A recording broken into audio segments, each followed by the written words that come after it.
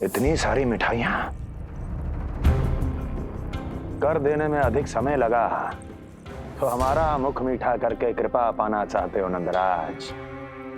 मैं तो छोटे से गांव का सीधा साधा ग्वाला हूं महाराज। राजधानी की राजनीति के दाव पेच मैं ना समझता। बस अपनी प्रसन्नता आपके साथ साझा कर रहा हूं। मुझे पुत्र हुआ जी, वो भी इतने वर्षों के बाद, इसीलिए कर्मकांड में व्यस्त हो गया। कब हुआ तुम्हारे पुत्र का जन्म? कितने समय पहले? बस 7 दिन का हो गया महाराज हमारा लल्ला। पूतना के लिए एक और नवजात शिशु, तुम्हारी प्रसन्नता पर तो आकाश टूट पड़ेगा जब तुम्हारा पुत्र स्वर्ग से धारेगा।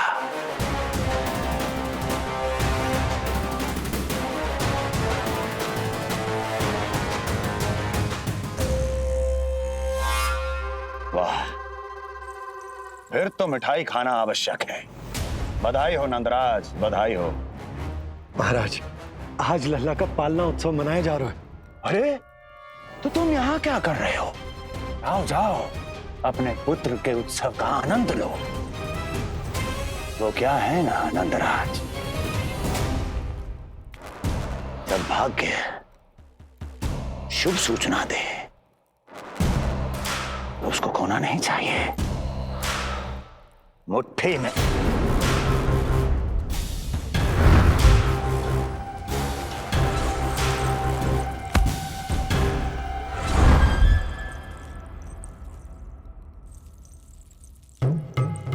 मुट्ठी में दबोच लेना चाहिए।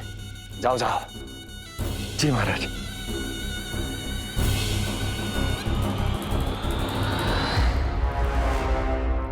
समय से पहले ही कार्य हो गए। बस अब वसुदेव भैया से मिलके शीघ्र ही घर लौट चलूंगा।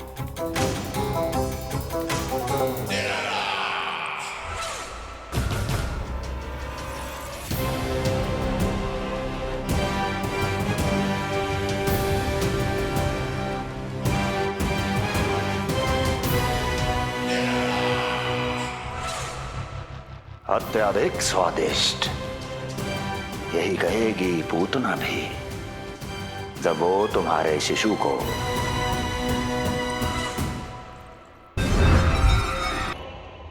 तो वहां विनाश का तांडव होगा, मृत्यु नाचेगी और हम कुछ भी नहीं कर पाएंगे। कुछ कीजिए स्वामी, संदेशा भिजवाइए अपने भाई को। देवकी, महल के कोने कोने पर कंस के गुप्तचरों की दृष्टि है।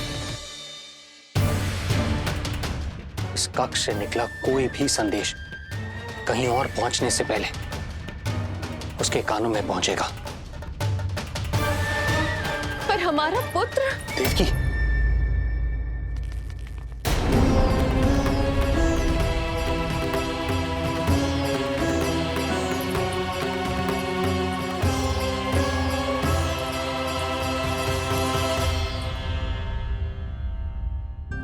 भाई, आप यहां सब ठीक तो है?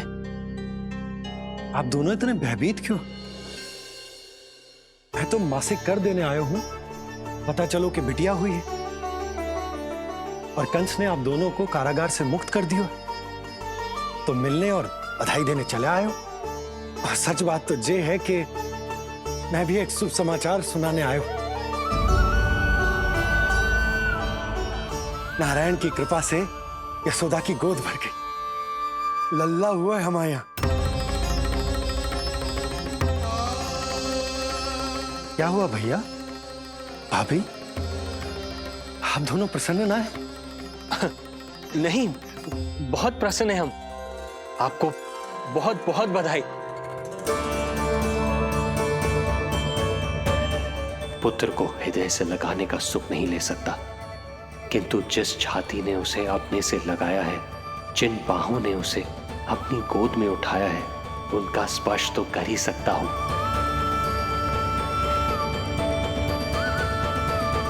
भैया, पुत्र स्वस्थ तो है ना? वो दूध ठीक से पीता है ना?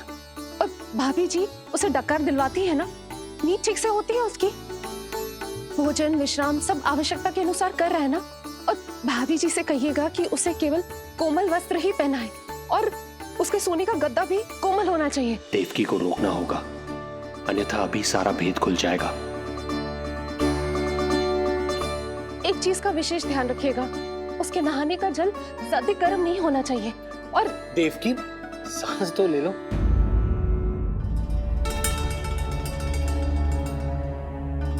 इतने सारे निर्देश, इतने सारे प्रश्न। भाभी आप चिंता ना करो, हम हमारे लल्ला का बहुत अच्छे से ध्यान रख रहे। और यशोदा तो ममता में बावरी हो गई, क्षण भर के लिए भी नीलमणि को स्वयं से दूर ना करती, हृदय से लगा के रखती। आज लल्ला का पालना उत्सव हो रहा है और मुझे पूरा विश्वास है कि यशोदा ने कोई कमी ना छोड़ी होगी। लल्ला को इतना अच्छे से सजाया होगा कि बस पूछो ही मत आप। यदि हम भी वहां होते तो अपने नेत्रों से देख पाते उसे। कितना सुंदर लग रहा होगा उसके माथे का मोर मुकुट, जैसे उसकी सुंदरता में 4 चंद्र लगा देता है। और उसके नेत्र मानो कमल के फूल, शांत धीर गंभीर।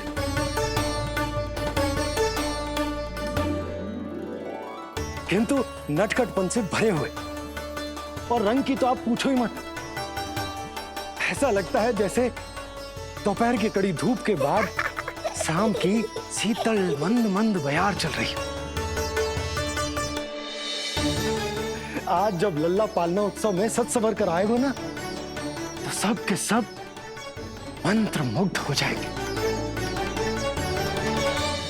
आज जब लल्ला पालना उत्सव में सज संवर कर आएगा ना, तो सब के सब मंत्र मुग्ध हो जाएंगे। सब के सब मंत्र मुग्ध हो जाएंगे। सब के सब मंत्र मुग्ध हो जाएंगे।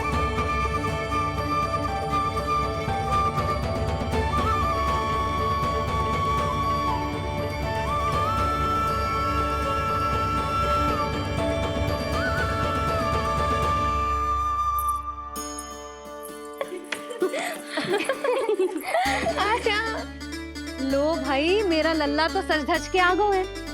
अब तुम सब बताओ, इसका पालना सजो कि ना? बिल्कुल तैयार है यशोदा जी। देखो लल्ला के उपयोग के लिए कितना व्याकुल है।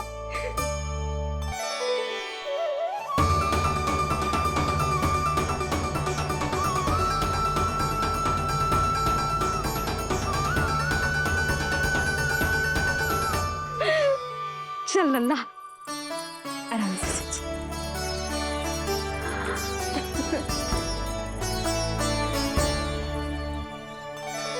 अद्भुत बात तो ये है कि आप ही की तरह यशोदा भी उसकी बहुत चिंता करती। आज पालना उत्सव में भी तरह तरह के प्रश्न करेगी।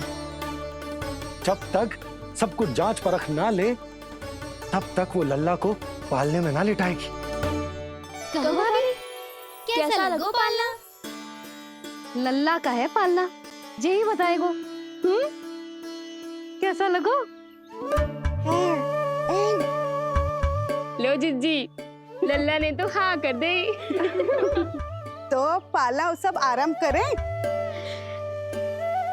रुको, पहले मुझे देख तो लेने दो, पालना ठीक तो है ना? है तो सुंदर, किंतु सुरक्षित भी तो होना चाहिए। जे फूल जे आज के ही है ना, कीट पतंगे तो ना लगी इनमें? ना भाभी, आज सवेरे ही मैंने और जानकी ने स्वयं तोड़े हैं, फिर उन्हें धोया, तब जाके सजाया है इसे। और जे मोर पंख, इनकी नुकीली सिरे भीतर की ओर तो ना है? मेरा लल्ला को चुभ गई तो? बाहर की ओर ही है जिज्जी, मैंने स्वयं लगाए हैं। और जे गद्दा और उनके वस्त्र सब कोमल है ना? हाँ हाँ हाँ जिज्जी, आपके सारे निर्देशों का ध्यान रखो है हमने। अच्छा अच्छा। और जे पालना, जे सुरक्षित तो है ना? बाहर उठा लेगो ना मेरे लल्ला को?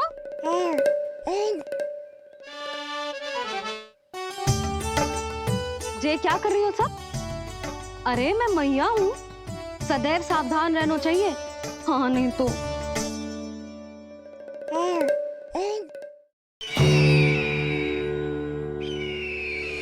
हृदय प्रसन्न हो गया भैया ये सब जानकर, बहुत प्रसन्नता हुई। भैया रोहिणी दीदी कैसी है? उनका पुत्र स्वस्थ तो है ना? हाँ भाई नंद, रोहिणी कैसी है? सब कुशल मंगल है। मेरी भाभी और भतीजा दोनों आपको बहुत स्मरण करते हैं, आपकी प्रतीक्षा कर रहे हैं। नंद भाई, मेरी ओर से क्षमा मांगिएगा अपनी भाभी से। उनसे कहना मैंने जो कुछ भी किया उन्हें कंस के अत्याचारों से बचाने के लिए किया। वो समझती हैं। आपकी परिस्थिति का आभास है उन्हें। लो, मैं तो भूल ही गई हूं। भाभी ने आपके लिए पेड़े और बिटिया के लिए वस्त्र भेजे। बिटिया कहाँ है? क्या हुआ? सब कुछ ठीक तो है ना?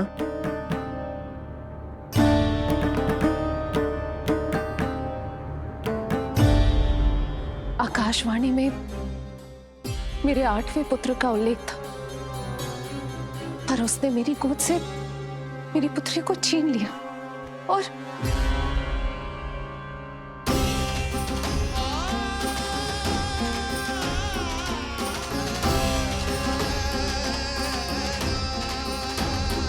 तो फिर नारायण के अवतार वो कहाँ गए? वो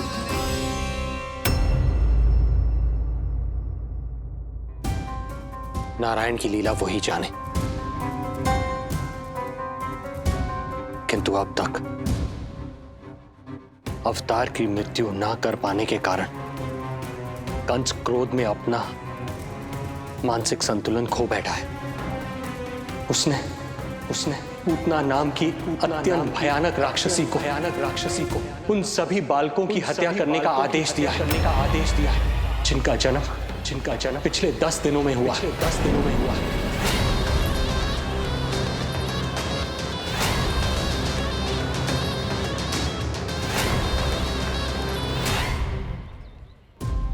भाई नंद, इसलिए आप सावधान रहिए। यदि उसे पता चला कि आपको पुत्र हुआ है, वो भी 7 दिन पहले, तो अनर्थ हो जाएगा। कब हुआ तुम्हारे पुत्र का जन्म? कितने समय पहले? बस 7 दिन का हो गया महाराज हमारा लल्ला।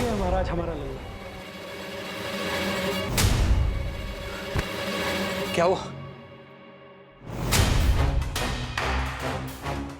यदि कंस को पता चला कि आपको पुत्र पैदा हुआ है तो अनर्थ हो जाएगा।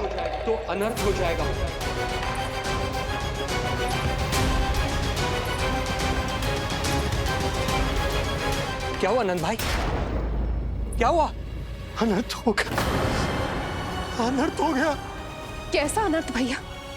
क्या हुआ है? मैं लल्ला के जन्म का समाचार स्वयं दरबार में सुनाकर आया। अरे क्यों? क्योंकि मुझे इस विषय में जानकारी न थी। मुझे किसी भी तरह आपको यह सूचना भिजवानी चाहिए थी। अब इन बातों का समय न है, मुझे जाना होगा। जाना है मुझे।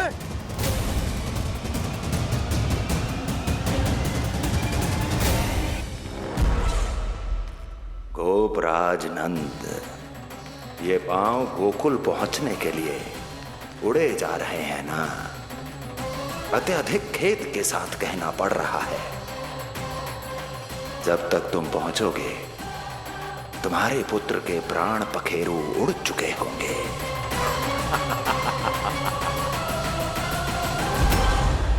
बंसी बोला, शीघ्र चलो। काबो नंदराज, गोकुल चलो, गोकुल जाना है। चलो गाड़ी आगो।